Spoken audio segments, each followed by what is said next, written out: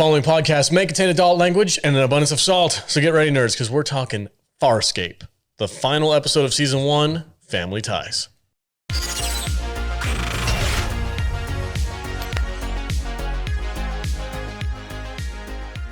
Welcome, everyone. Thank you for joining us on this episode of the Salty Nerd Podcast. We're talking Farscape, Season 1 finale. I'm joined, as always, by my awesome panel of nerds. Matt Vader's here. What's up, dude? Thank God. Bro. It's the end of the month. Our watch party was... Kadish, it's the end of the month. this show, my friend, my brother, is testing my patience and our friendship. And you don't even realize it. Because every Monday night, me and Alex get together and we curse you to oblivion. Mm-hmm. It's like, what the fuck, man? What is going on with this show? You know, it's really kind of fun. It's really kind of fun. It's fun, but this show, dude, I know I'm gonna get some fucking Farscape nerd's gonna come on. Well, actually, if you paid attention to blah, blah, blah, blah, and Star Trek, they did this before this. Jude is also here. Save your salt for a minute, buddy. Shut up, V. It's my time to shine. I need to drink. Okay. Drink your Tito's. We'll get to it in a minute. Jesus. All right, Matthew Kadish, you have some explaining to do. I can't believe I'm surrounded by such people with terrible taste in TV. Farscape's brilliant. I'm surprised you guys didn't like it. What? I am, because like it's great science fiction. It's like the ending of this season I thought was like so poignant. You know, it was all about the relationship between the characters, and there was like some epic stuff that happened, and you all don't appreciate it. So screw you. No, I do not appreciate it. We watched it together, Kadish and I, last night, sorry. and it ended. And he goes, "What'd you think?" And I went, Yeah, that's what Crichton did to his dead girlfriend, right? So what does that mean? And I was like, I was expecting,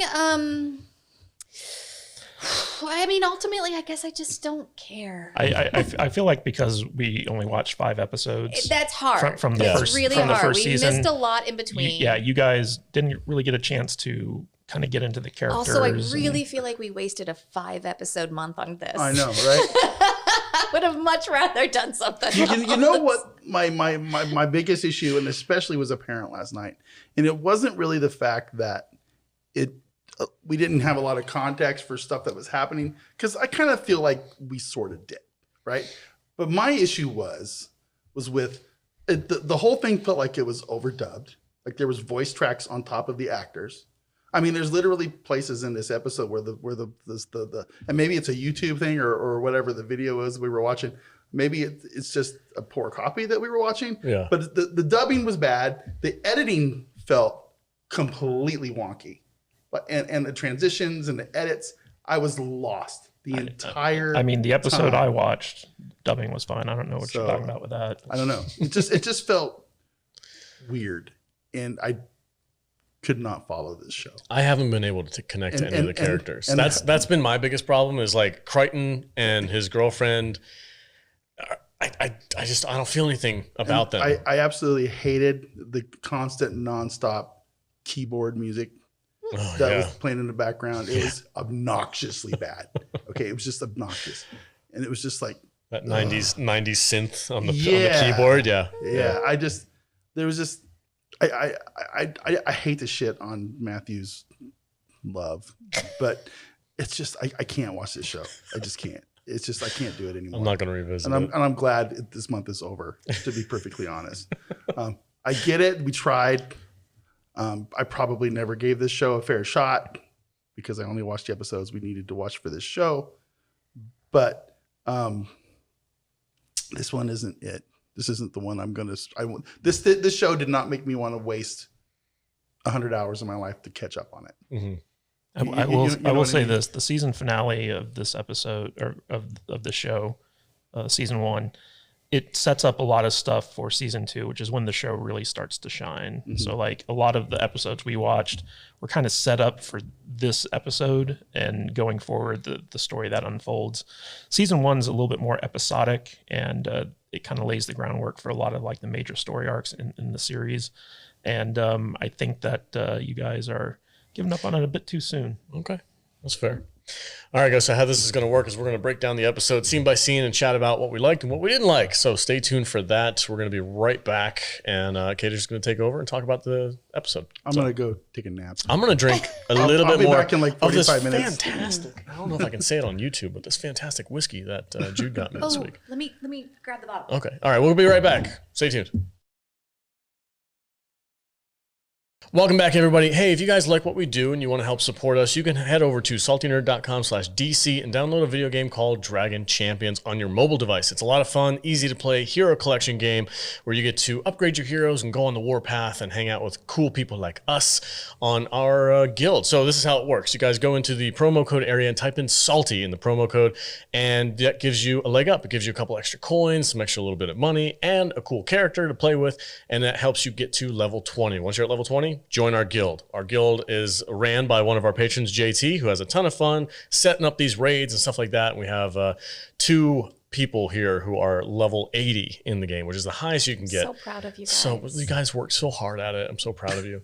And it's just great job, guys. But anyway, you guys can join our guild and have a ton of fun with us. And if you have questions about the game, you can head to our Discord. We have a chat dedicated to Dragon Champions where you guys can ask advice and figure out how to pursue the game a little bit faster and, go full tilt. So head over to saltynerd.com/DC.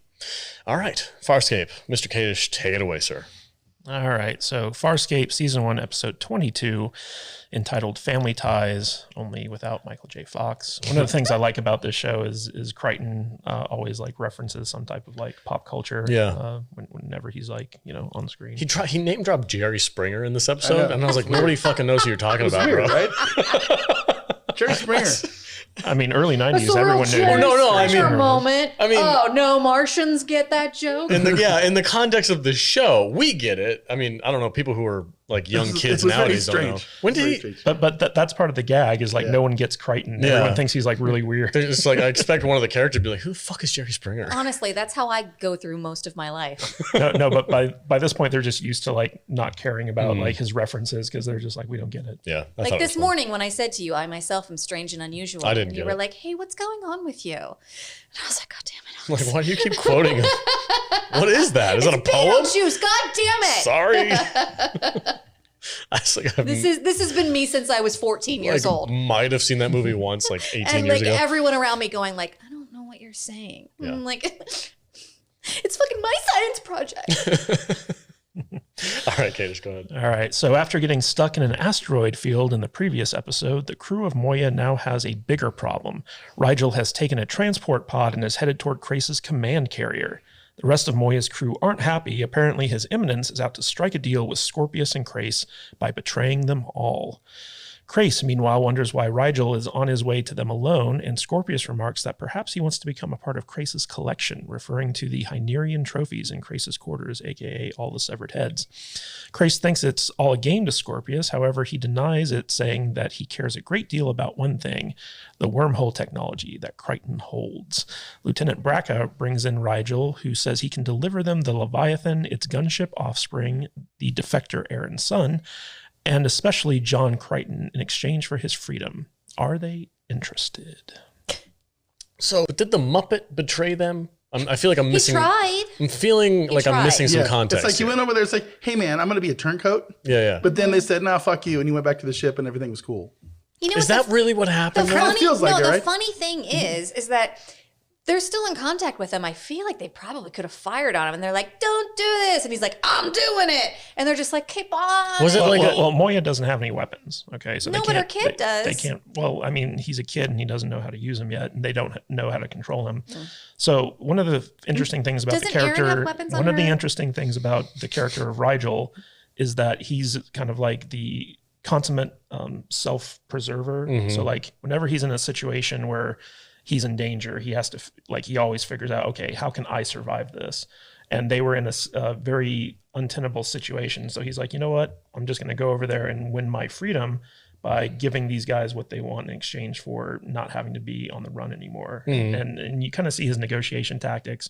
But one of the interesting things about this episode is he points out that he's the strategist on the Moya, everything that he orchestrated their escape in the first episode, and every kind of strategic thing that they've done, even though this isn't like 100% true, but he's kind of been the brains behind the operation. And so like one of the interesting things about this show is like the crew never really trusted one another up until like, you know, they went through a lot of adventures and stuff like that. And by the time you get to this episode, which is entitled Family Ties, it's really about how the crew has grown to rely on one another and become a family. And that's what makes the journey over season 1 kind of like meaningful, in my opinion. And because even, you know, at the end, even though Rygel tried to betray them at the beginning of this episode, they still accepted him as part of the family. And, you know, like with Crichton's goodbye, he's like, hey, Sparky, you can still have my stuff and you know, all that good stuff. So like, I feel like Rygel was very kind of consistent in his self-preservation type character. He's inherently selfish, but at the same time, like the crew just kind of knows like, oh, that's Rygel, you know. But they didn't expect him to actually like betray them. Does Erin have weapons on her shuttle? So she has a Peacekeeper spacecraft that I believe has weapons. So they could have just like taken him out, and they chose not to. Well, the thing is that they couldn't have just taken him out because the Peacekeeper carrier from Craise and Scorpius, they were searching the asteroid field for them, and so they had other prowlers out there looking for them. And if they had clocked Sun or Erin's ship, they would have shot her down. Okay. So you know, like they really couldn't do anything at that point after like Rygel basically ran for it. So it wasn't a case of let's trust him. It was a case of our hands are tied. Yeah. They basically couldn't stop him. Okay. Yeah. It seems like Go ahead. I feel like Rygel should have been, you know, shot out the airlock. I still feel that way. It's the end of season 1, and I'm kind of like, maybe kill that guy. He's like a rapist Muppet who also wants to betray you. He's like farts helium. Yeah. He's a little piece of shit. He likes to like. He's selfish. Yeah, I don't like him. Speaking of the helium, I had a birthday recently, and somebody sent me an edible arrangement that had a balloon attached. Did you suck the helium out of it? I did, and I thought of Rygel while I did it. It's like sucking Hynerian farts. Yeah, it's great. I'm such a fucking weirdo. I was listening to Tom Jones. I have a thing for crooners. I was listening to Tom Jones in my kitchen, and were you singing with the helium voice? I was, and I was like, "She's a lady." God damn it! It was really fun. I highly recommend it. I will say that because you guys didn't see like the full season, like Rygel, he is part of the crew, and like he is a like friend of all these people, like, or they consider him a friend, even though like he's the annoying friend, you know. Yeah, I felt like this was just par for the course for Rygel. Does he have a use though? Like, what does he contribute to the crew? Kind of a king, which might pan out later. You know what Rygel needs? To be played by a human? No, he needs a shell. Like a big brown snail shell. You think he looks like a snail? I think he looks like a snail. Okay. He needs a mobile home. I think he needs a snail shell on his back. Something that he can like suck up into. You know what I mean? Sure. Why not? I feel like that's just because you recently got a tortoise. Morty the tortoise. God damn it. All right, Kadish, go ahead. All right. Pilot has plotted a course out of the asteroid field, but Moya refuses to leave her offspring who cannot starburst. It can't use its weaponry effectively until it's fully grown. John tells Erin and Dargo that he will not be taken alive by the Peacekeepers because he's been in the Aurora chair and he will not go back. He asks what would happen if one of them pretends to dock with the command carrier, but at the last second drives the transport pod straight into the bridge. Erin says that it won't cripple their operations, but Crichton then asks what would happen if the carrier was loaded with explosives. Okay, I have a question. Am I the only person? Am I the sexual deviant here that thinks that like all of the names for things are something very sexual? Like I feel like every time they say starburst, I'm like, is that a sex organ? And like there was something else. The Aurora chair. I'm like, is that a sex chair? Everything sounds so like we're trying to make it sexy. That's just how we roll. That's how we cope. And that guy's chin looks like a set of balls. That's where it starts. Okay. Scorpius. Yeah. Oh, the reason why you're leaning, I think, in that direction where like everything seems sexual is because you've got Gimp Vader walking around this show. Not him. The other Gimp Vader. With the ball. It's like, oh, so are we officially coming out? No, it's just, you can't help. You're watching this, and like this dude's in like full alligator leather Yes. onesie. He's got a face bra on, and his chin is a set of balls. I didn't notice this last night, okay, until last night. But Gimp Vader, Scorpius, listen. You'll never Vader watch. Scorpius. You'll never see this show different again. The dude is the fucking leather man from Saturday Night Live. He does not move without you hearing the without hearing the squeaky leather noise. I'm not joking. I'm not fucking joking. Get in the chair. Every scene he moves, it's like. And it's grating. It's unbelievable. And it's like, I don't know why I didn't pick it up before, but this episode in particular, it was like the boom mic was like right on top of him. Yeah. And every time he moved, it was like leather squeaks. Yeah. And I kept on waiting for Horatio Sands to pop out and go, I'm the leather man.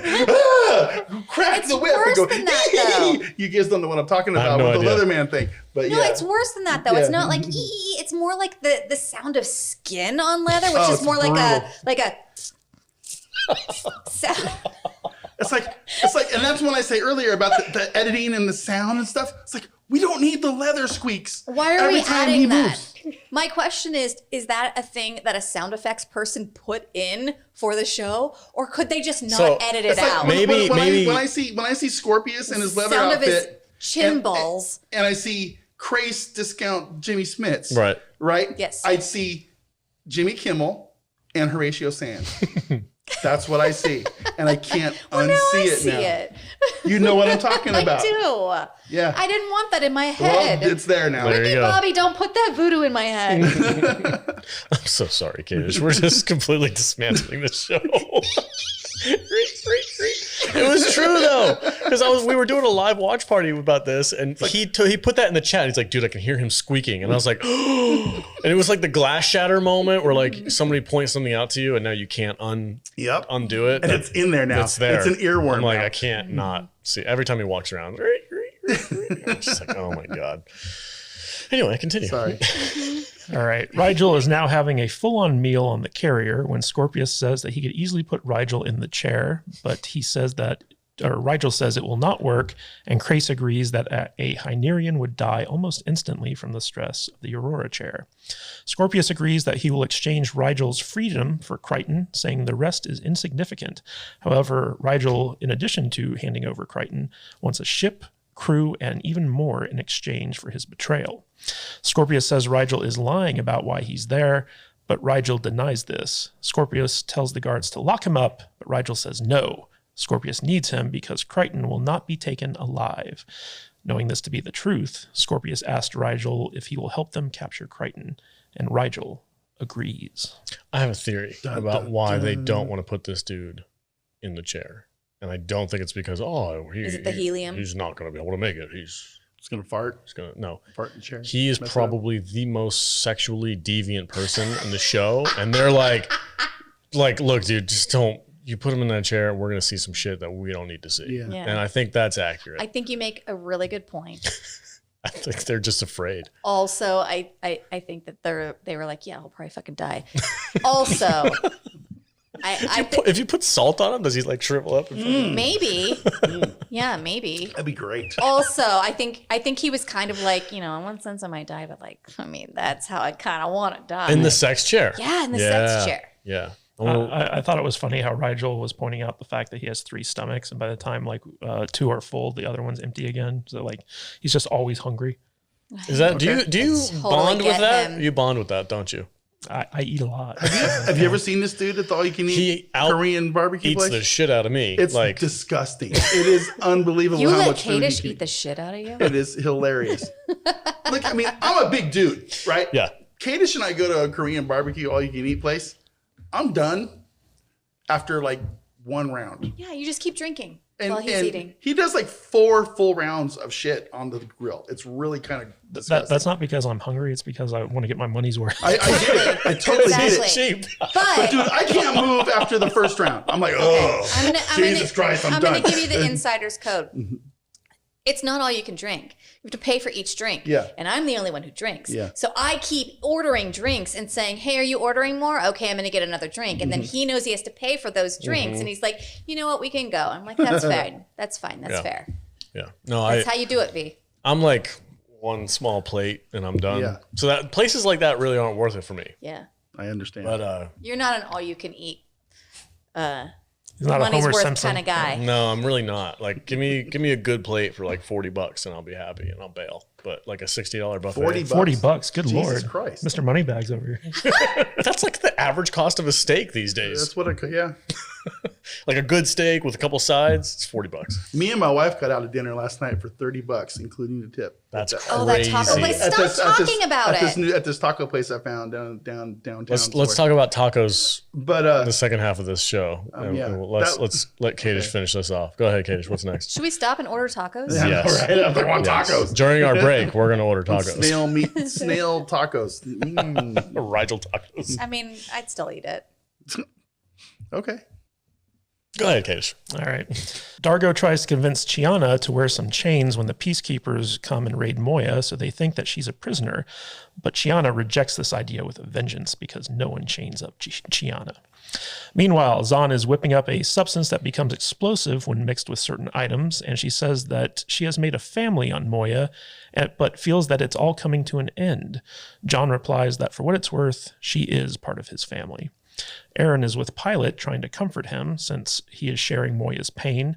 He says that they have grown close in their time together, and Aaron's Prowler is still on board so she can leave and not be captured by the Peacekeepers. However, Aaron tells him that she is not going anywhere, and when she finally has a name for Moya's son, she will give him one that he will bear proudly and in freedom. John is trying to record a message to his father, but cannot find the right words for it. When Aaron walks in on him and tells him how lucky he is because she knows little about her mother and even less about her father. I've got nothing. You guys got anything? Nothing at all. Jude? I did like the scene between Aaron and Pilot. However, I would still like for Pilot to be played by a human. I cannot with these puppets. It's weird. That's right? I feel like that's the thing that's keeping me from really investing in this show and enjoying it is Rigel and Pilot. I can't get beyond it. But I did enjoy the scene between Aaron and Pilot. They were both like, he's kind of in a rock between a hard place. Between a rock and a hard place. And Aaron, like, no, he didn't say that to anyone, but Aaron was like, hey, compassion. Mm-hmm. That's a new thing for me. But like, I enjoyed that about her storyline. Yeah, well, I mean, one of the interesting things is like in the first episode, so Moya and Pilot being part of Moya, they were basically enslaved by the Peacekeepers, and Aaron kind of like looked down on them as being like, you know, like slaves or like lesser beings. And throughout the course of the season, like, you know, she's had to come to rely on Moya to save her life, and she's saved Moya numerous times. And so over time, like her and Pilot have grown close, and like at this point, I think they even share like certain DNA. Yeah, they do. So like the relationships that are being kind of like talked about in this section of the show are very important because like you know this crew has been through so much together. So I mean, I personally I like these little like character bits. I can understand why. Because I'm not really connected to the characters, I'm kind of having a hard time with this. I'm just like, okay, they're having a little one-on-one. It's cool. But I do agree that we have done the show a disservice by hopscotching across the season one. So I get that. I blame Cage for that. I understand. No, it's not his fault. It's just the format that we do. But I just don't have any kind of real connection to the characters. So these moments kind of go over my head. I'm just like, well, so in the beginning, like Aaron's son, Claudia Black. Claudia Black. So her character is very like black and white, cut and dry, power, no power. And she like the thought of compassion and empathy is completely foreign to her. So like seeing her go from that to this in the final episode that we're watching, the final episode of this first season, I felt like was a really good character arc for her. cool. Right on. I'm trying to figure out where what was this like a big budget show? You know, where I'm trying to figure out where to like kind of like put this on the scale of like how to judge it, because, you know, I look at shows like the BBC shows, Doctor Who, you know, Red Dwarf, you know, stuff like that, you know, shows that I really like, but are made on shoestring kind of the shoestring budget, cheap end kind of things. And I enjoy those. And I know, and I don't judge them for crappy effects and crappy production value. But then I look at a show like this and I don't know where to put it. You know what I'm saying? It seems like they have a budget. Because it's not Battlestar Galactica, but it's not Doctor Who. It's somewhere in the middle. And I'm just kind of like, I don't know how sci-fi? I don't know how to gauge it. Yeah, that's a good word. I don't get it, you know, because there's guys like Tentacle Head, right? Can't stand him, hate him. That really bothers you. You say it every time. You know, I need his mouth to move when he speaks, and I need his voice to not sound like he's coming from the recording booth. I think that might be you, though. It's just very strange, and I don't know, man. All right. I don't know. It's weird. I also find like your guys' hatred of the puppets very odd, because I think for me personally, and for a lot of people who like the show, the puppets are what add to like the enjoyment of it. Because like out of all the science fiction shows out there, like this one has some truly alien characters in them, and I find like the puppets. Like, it reminds me of like the original Star Wars, where like it just felt like, yeah, it's a puppet, but if you can suspend your disbelief, it makes it fun. And I totally understand that. Yeah, man. I do, because I'm trying to like figure out in my brain why I can't get on board with these puppets, because it's never really bothered me in other shows and stuff. You know what I'm saying? You know, it's like if I watch a Star Wars movie, I mean, Yoda feels real to me. But that's probably because I was 11 when I watched Yoda for the first time. Here's a better example. 30 years old when this one came out. One of the things, because I struggle with the same thing, I'm watching the show and I'm like, normally practical effects are my jam. I'm like, give me a fucking puppet every day. But for the show, I don't know why, but it doesn't work. It doesn't work for me. And I get it. So what I was thinking about recently, I'm like, what kind of puppetry? Because this is not original trilogy Star Wars puppetry. There's something different about that. I don't know if it's a cinematography or whatever. No, it's Jim Henson. These puppets remind me more of like sequel trilogy puppets, like the ones from J.J. Abrams' The Force Awakens, where they're puppets, but these are a bit more Jar Jar than Yoda. Not just Jar Jar, but like J.J. tried to use puppetry in episode 7, and you can see them, but they're. Well, I didn't have a problem with most of The Force Awakens practical effects. Those work. I think The Force Awakens, or like the sequel trilogy, is a bad analogy, because this is the same company that basically did like the Dark Crystal, right? And that's the vibe I'm getting from this. And the Muppet Show, like Labyrinth, was Labyrinth? Yeah, Labyrinth. See, I don't like Labyrinth either. But here's that's it. I don't like Labyrinth, and I think if you inserted like live humans into a show like the Dark Crystal, that wouldn't work for me either. You know, and it's like all or nothing. Yeah. Does that make more sense? Because these feel like plastic Muppet Show. There's a sense of whimsy that accompanies a Jim Henson practical effect that I don't know that this show is really embracing. Yeah. You know, I never liked Sesame Street either when I was a kid. Yeah. Maybe it's the same reason that I can't explain. Perfect example for me is The Labyrinth. Like I do not like that movie. Yeah, I don't. And the puppets freak me out because they're that weird. connected a dot for me, because I was like, I do. Why do I like that? Oh, it's the sense of like magic and whimsy. We talked about Labyrinth. I fucking hope not. I think we did. We talked. We did. You weren't here. We had JJ. It was one of our audio shows, and I don't remember what I graded. I'm pretty sure I didn't like it. You didn't. I remember. Yeah. And it was probably kind of for the same reason I don't like this show. So it's because the weird mix of the Muppets and the humans doesn't quite jive with me. It doesn't feel organic. It feels like puppets and humans. Yeah. Yeah. You know, Star Wars feels more organic and real. To me. I think a lot of that has to do with the cinematography. Could be. And I think it has to do with like watching it when it first comes out versus watching it 20 years That's another thing too. Yeah. Big deal. This is very much a product of the 90s Absolutely. show. Yeah. 100%. And the 90s, even though it was kind of like the heyday of like cheap TV sci-fi, like it still had its issues. But I can remember at the time when this was airing, like there was nothing like this on TV because it was like so like far afield from like, you know, the forehead of the week on like other sci-fi shows. That's a totally fair criticism, though, because that's all they did on Star Trek. They're like, oh, this person's from freaking Delta 12. Oh, what does he have? He has a freaking vagina on his head. They explain that, though. Yeah. In this show, they were like, no vagina heads. We're going to put a ball sack on the chin. Ball sack on the chin. Yeah, Perfect. Tentacles on his How head. very avant-garde. And a beak on his nose. There you go. Yeah, it's like, what is he? What does this do? It's just a lot of bunch of shit thrown together. Just Right, let's Nosferatu. keep going. Yeah, go ahead, Kadish. All right. Craise walks in on Rygel having a bath and says that he must discuss Rygel's future. Scorpius has ordered Rygel's execution. Craise asks if he really thought he could bargain with a Scaran half-breed like Scorpius. Rygel asks why Craise is warning him about this, and Craise says that they are in similar situations, and he wants to survive.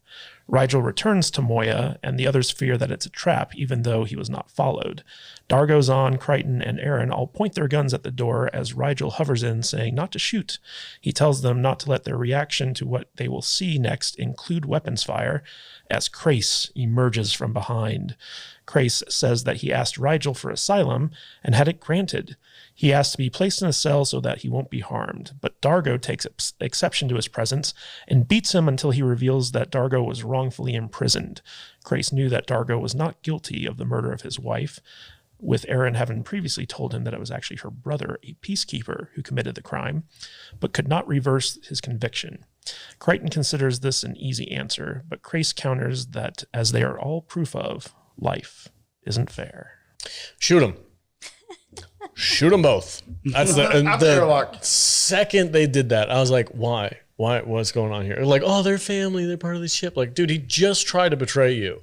And now the dude who's been like hounding you for an entire season is like, sorry, guys, life isn't fair. Like my bad. like, fuck off. So that's my gut reaction, but maybe I'm more of a freaking. Well, Also, he needs a babysitter the entire time he's on the ship if you're not going to immediately shoot him. Yeah, 100%. Well, I mean, they put him in the cell. But the interesting thing about this is that one of the cool things about this show is that the conflict between the crew is that everyone at some point or another kind of like turns on each other and they have to work through it. And Craise, being like the big bad of season 1, you know, like he had his development and like his episodes and his story in this season. Mm-hmm. And even though like he was like one of the enemies, a lot of times in the show, the bad guys end up becoming good guys and vice versa, which was one of the aspects that made it very interesting. Yeah. And with the introduction of Scorpius and his rise to be like the new big bad, like the show was like, well, now we need to do something with Craise. And so like him defecting and, you know, going to the crew of Moya and kind of like explaining his side of things and then like, you know, his eventual betrayal and him going off and having his own story was like a natural outgrowth of Scorpius's rise as the main bad guy. So I actually like what they do with Craise's character kind of going forward, because like he becomes a more interesting character than just like the guy who's like obsessed with like tracking down Crichton. Yeah. No, I totally get it. Like I've seen this story type of thing play out in other genres, and it works really well. So for a fan of this show, I totally get why you would like this. It's like, oh, the big bad has turned. Now he's on the side. It kind of shakes things up. Now there's a bigger bad. There's always a bigger fish. I get it. Yeah. And another interesting thing was, and they kind of explained this a little bit later, but I liked how Scorpius knew that Craise was going to like basically defect, and he used it to his advantage, and he like played along with it because it was like him moving a pawn on the chessboard.